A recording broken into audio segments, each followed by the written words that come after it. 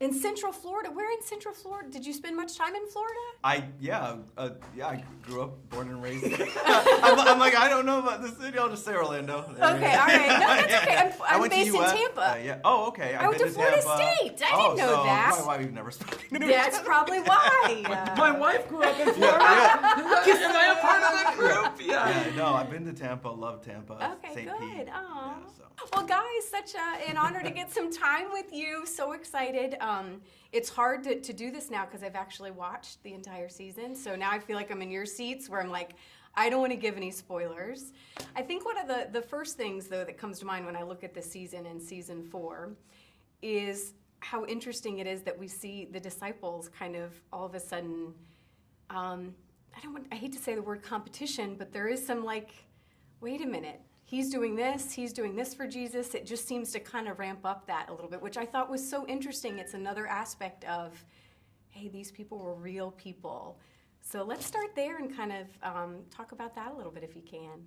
Yeah, absolutely. I think that one of the really sort of heart-wrenching in some ways things to see is how the disciples, all these differing personalities, trying to make this work. And in a lot of ways, they're doing it for the betterment of the message and for Jesus, but also there's ego involved. Yeah. And then the heartbreaking nature is then seeing Jesus see the disciples, and he's saying, you are my students, you are the ones that I'm giving this message to and teaching, and you need to be better so that people can get this message through you.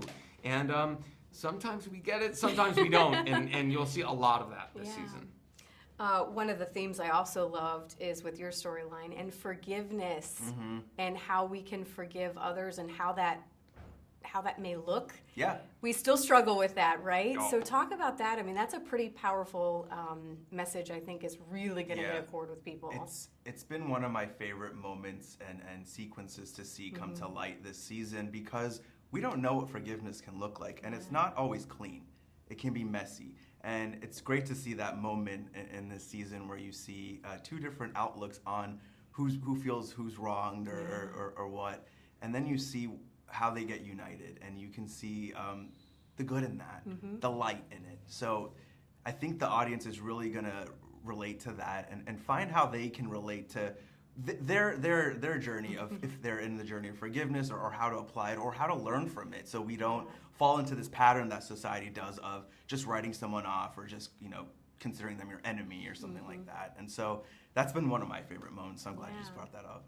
Do you have favorite fan interactions? Because I know your character in particular, I think people are just so excited to see someone. Again, we all have this idea of how the disciples and the apostles, they were these perfect people, and you assumed they all kind of had the same personality. And people are just so, I think, excited to see how that looks so different with the personality types that you were talking about. And the feedback, I know, must just be overwhelming at times. For me, I don't have a favorite moment. I think each moment is separate, and the fact that people are responding from all over the world in this way has just been so impactful to me, and it really has helped me find my true purpose as an actor, and really finding a sense of my own self. So I'm just grateful for that, and so each moment means a lot to me. It's also like, to piggyback on that, we get these messages saying how much the show has impacted people, how much it's filled their hearts and helped them through difficult times. And also then, as a tag on some of those messages, they'll say, and, hello and love from Brazil, from Germany, from India, and we get those messages like all the time. And that is really mind-boggling, to know how global the show has gone, and know that someone is in their living room in a country, or perhaps then will be hanging out with us in theaters watching it all together as a community. But the fact that it's reaching so many people all over the world is it's really incredible. Last question here. We probably only have 30 seconds left, but I do think there's something special about your team, and you can tell there's so much fun and love, and I think what true brotherhood should look like. And Direct that but that's question what to you me. need. I know, but it's so true.